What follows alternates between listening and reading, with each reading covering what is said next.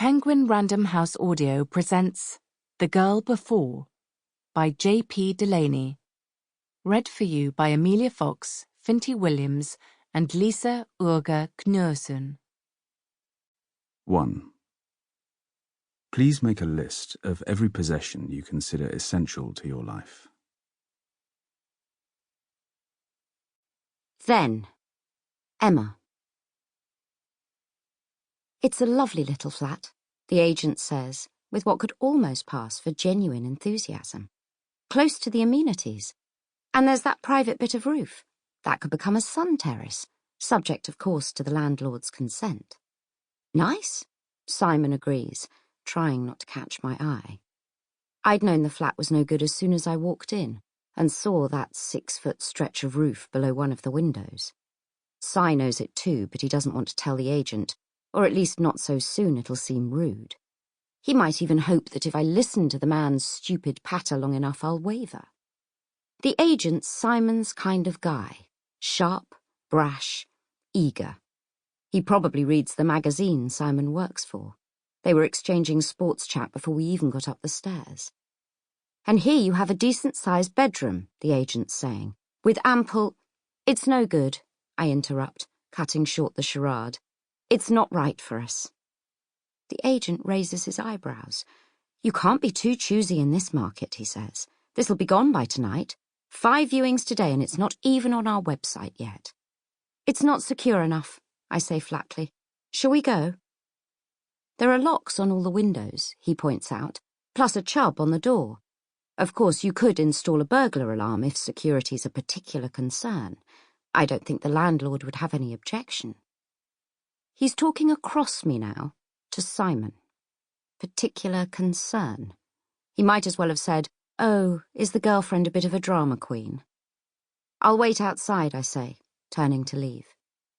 Realizing he's blundered, the agent adds, if it's the area that's the problem, perhaps you should have a look farther west. We already have, Simon says. It's all out of our budget, apart from the ones the size of a tea bag.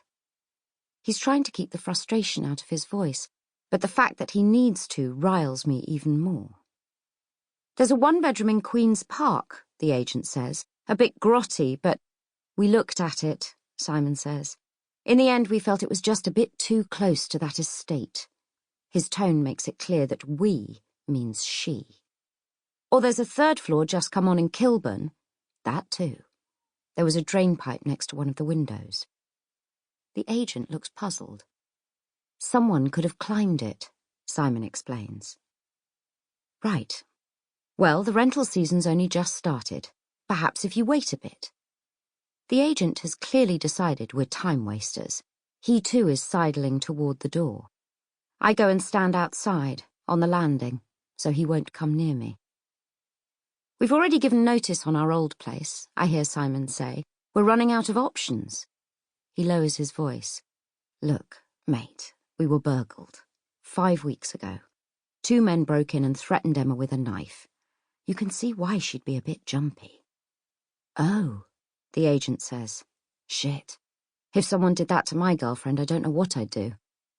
Look, this might be a long shot, but... His voice trails off. Yes, Simon says. Has anyone at the office mentioned 1 Folgate Street to you? I don't think so. Has it just come on? Not exactly, no. The agent seems unsure whether to pursue this or not. But it's available, Simon persists. Technically, yes, the agent says. And it's a fantastic property. Absolutely fantastic. In a different league from this. But the landlord's... To say he's particular would be putting it mildly. What area? Simon asks. Hampstead, the agent says. Well, more like Hendon. But it's really quiet. Em? Simon calls. I go back inside. We might as well take a look, I say. We're halfway there now. The agent nods. I'll stop by the office, he says, see if I can locate the details. It's been a while since I showed anyone around, actually. It's not a place that would suit just anyone. But I think it might be right up your street. Sorry. No pun intended. Now, Jane. That's the last one. The agent, whose name is Camilla, drums her fingers on the steering wheel of her smart car. So really, it's time to make up our minds. I sigh. The flat we've just viewed, in a run-down mansion block off West End Lane, is the only one in my price range. And I just about persuaded myself it was all right, ignoring the peeling wallpaper, the faint smell of someone else's cooking seeping up from the flat below, the poky bedroom, and the mould spattered across the unventilated bathroom, until I'd heard a bell being rung nearby. An old-fashioned handbell, and the place was suddenly filled with the noise of children. Going to the window, I found myself looking down at a school. I could see into a room being used by a toddler group, the windows hung with cutouts of paper bunnies and geese. Pain tugged at my insides. I think I'll pass on this one, I managed to say. Really? Camilla seemed surprised. Is it the school? The previous tenant said they rather liked the sound of children playing. Though not so much they decided to stay. I turned away. Shall we go? Now Camilla leaves a long, tactical silence as she drives us back to her office. Eventually, she says, "If nothing we saw today took your fancy, we might have to think about upping your budget." Unfortunately, my budget can't budge, I say dryly, looking out the window. Then you might have to be a bit less picky, she says tartly. About that last one, there are personal reasons why I can't live next to a school. Not right now. I see her eyes going to my stomach, still a little flabby from my pregnancy, and her eyes widen as she makes the connection. Oh, she says. Camilla isn't quite as dim as she looks, for which I'm grateful. She doesn't need me to spell it out. Instead, she seems to come to a decision.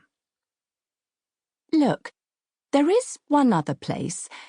We're not really meant to show it without the owner's express permission, but occasionally we do anyway. It freaks some people out, but personally, I think it's amazing. An amazing property on my budget. We're not talking about a houseboat, are we? God, no. Almost the opposite.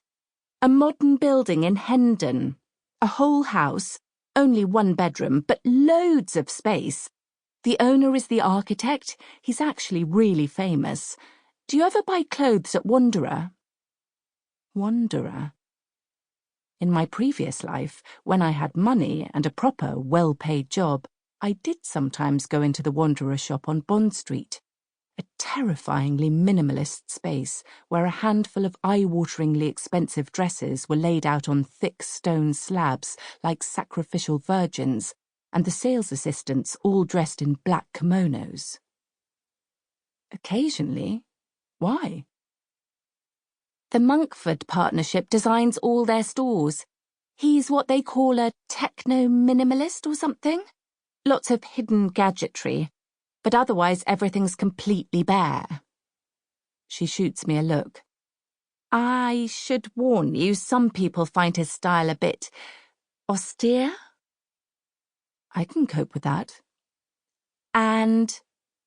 Yes, I prompt when she doesn't go on. It's not a straightforward landlord-tenant agreement, she says hesitantly. Meaning...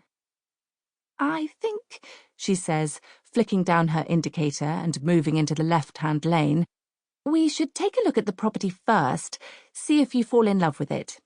Then I'll explain the drawbacks. Then, Emma.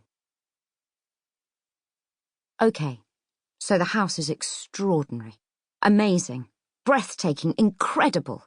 Words can't do it justice. The street outside had given no clue. 2 rows of big nondescript houses, with that familiar Victorian red brick sash window. Sample complete. Ready to continue?